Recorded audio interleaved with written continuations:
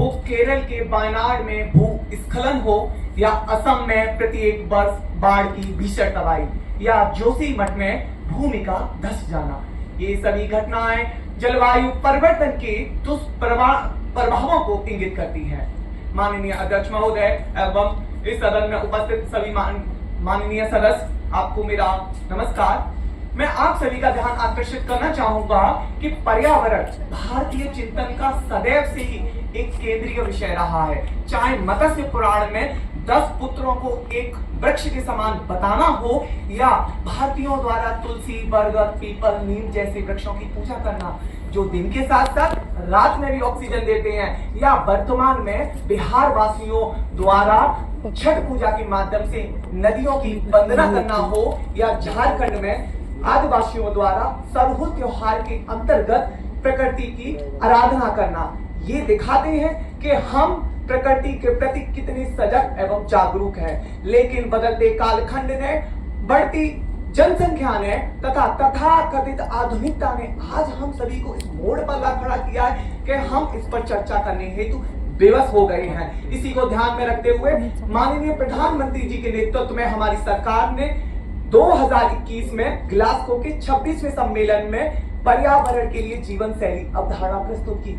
लेकिन हमारी सरकार 2014 में सत्ता में आई, तभी से हम प्रकृति संरक्षण के लिए कार्य कर रहे हैं। हमने 2 अक्टूबर 2014 को भारत स्वच्छ मिशन की आह्वान किया था, जिसके अंतर्गत हमने 2019 तक लगभग 100 मिलियन, करीब 10 करोड़ शौचालय बनाए, जो एक और तो स्वच्छता और प्रकृति संरक्षण की दिशा में महत्वपूर्ण कदम था, बल्कि दूसरी दिशा में हमारे स्वास्थ्य के लिए महत्वपूर्ण था। 2016 में हम उज्ज्वला योजना लेकर आते हैं, जहां हम एक और तो लकड़ी की कटाई में कमी करते हैं, बल्कि साथ ही में महिला सशक्तिकरण को भी हम प्रोत्साहित करते हैं। हम वन यूज प्लास्टिक के माध्यम से उस दिशा में और गति को तीव्र करने का प्रयास करते हैं। इसी के संदर्भ में हमें ये बात को ध्यान में रखना होगा कि केवल एक व्यक्ति या एक पार्टी ही इस मिशन को सफल नहीं बना सकती, बल्कि हम सभी राजनीतिक व्यक्तियों को साथ साथ सड़क पर चलने वाला हर साधारण व्यक्ति को ये सोचना होगा कि अगर हमें 50 मीटर की दूरी पर चलना है तो कोई मोटर व्हीकल का उपयोग ना करके साइकिल या पैरों का प्रयोग करें। हमें बचे हुए खाने का जैविक खाद में उसका प्रयोग करने की आवश्यकता है। हमें अनावश्यक लाइट के दुरुपयोग से बचने की आवश्यकता है। हमारी पार्टी का भी सिंबल कमल है, जो प्रकृति संरक्षण और प्रकृति के लिए बहुत महत्वपूर्ण बात दिखलाता है। इस बात को ध्यान में रखना होगा कि जब हम प्रगति की दिशा में आगे बढ़ेंगे, तभी हम प्रगति की साथ चलकर ही कर सकते हैं। इन्हीं शब्दों के साथ मैं अपनी बात संक्षेप में समाप्त करता हूँ। धन्यवाद। माननीय गृह मंत्री जी से माननीय गृह मंत्री, मेरा आपसे सवाल है कि 2018 हरियाणा विधानसभा चुनाव में आप प्रचार के लिए हरियाणा आए थे। मैं आपको ज्ञात दिला दूं कि उस समय आपने मोटरसाइकिल यात्रा की शुरुआत की थी। उस यात्रा में कम से कम 20,000 बाइकों का काफिला चला था। क्या ये प्रदूषण को हानि नहीं पहुंचाता है? आप अभी बाइक को ना चल के पैदल चलने की बात को सराहना करते हैं। बिल्कुल, हमें इस बात को स्वीकार करना होगा कि कमी केवल एक पार्टी या एक व्यक्ति की नहीं, बल्कि हम सब की है। हम सबको इस गंभीर विषय पर विचार करने की आवश्यकता है। चाहे हमारी पार्टियां ऐसी बाइक रैली का आयोजन करें या आपकी पार्टी बाइक रैली का आयोजन करे, हम सभी को एक सामूहिक प्रयास के साथ साइकिल और पद यात्रा को प्रोत्साहित करने की आवश्यकता है। बेशक हमारी पार्टी से भूतपूर्व में कुछ कमियां रही हैं, लेकिन हम भविष्य में इस बात को ध्यान में रखते हुए कार्य करेंगे।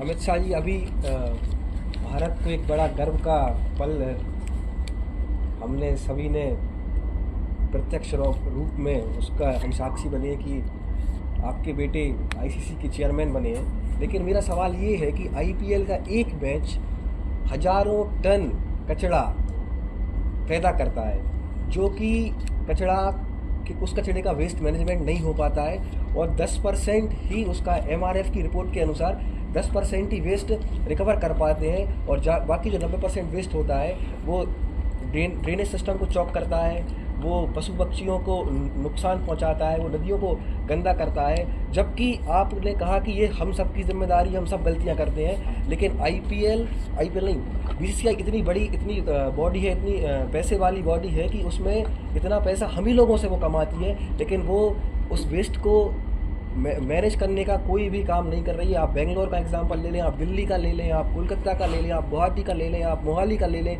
आप इंदौर का ले लें, आप जिस भी शहर में ठीक है गृहमंत्री जी, इनका सवाल का जवाब दें। माननीय सदस्य महोदय, व्यक्तिगत कमेंट ना करें, ठीक है। हाँ, माननीय सदस्य, मैं आपको ध्यान में दिलाना चाहूंगा कि हमारी पार्टी ही है जिसने वन यूज प्लास्टिक को बैन किया है। ये मैंने अभी बताया।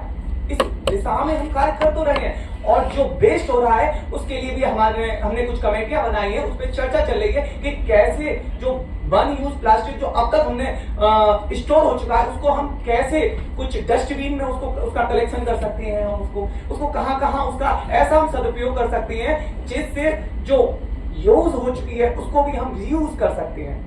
धन्यवाद।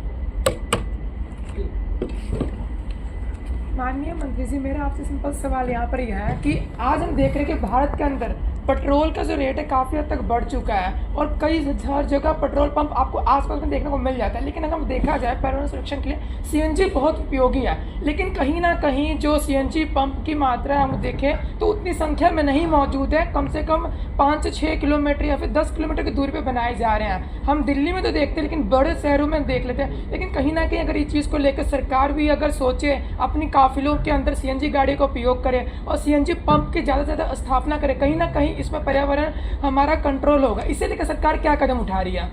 माननीय सदस्य महोदय, सीएनजी एक प्रारंभिक अभी हमारा कदम हुआ है कि हम सीएनजी का प्रयोग कर रहे हैं अभी। तो आपको पता होना चाहिए कि जब हम कोई भी पहल इनिशिएट करते हैं तब थोड़ी सी कठिनाइयां होती हैं। हम कुछ राज्यों में कुछ स्टॉप बनाते हैं, जब धीरे धीरे वो पॉलिसी काम करने लगती है फिर हम हर जिले में स्टॉप बनाते हैं, हर जिले के साथ साथ फिर हम उसको ब्लॉक लेवल पे जाते हैं। तो उसमें थोड़ा समय लगेगा और उस दिशा में हमारी सरकार प्रयासरत है। और रही बात पेट्रोल के दाम बढ़ने की, तो उससे तो हम लोगों को उतना फर्क नहीं पड़ना चाहिए, क्योंकि हम तो यहाँ पे पेट्रोल की जगह इलेक्ट्रिक बाइक्स इन की चर्चा करने के लिए उपस्थित है। तो मुझे लगता है कि आप ध्यान से भटका रहे हैं। ठीक है। की बात ही नहीं की मैंने। अब अगला प्रश्न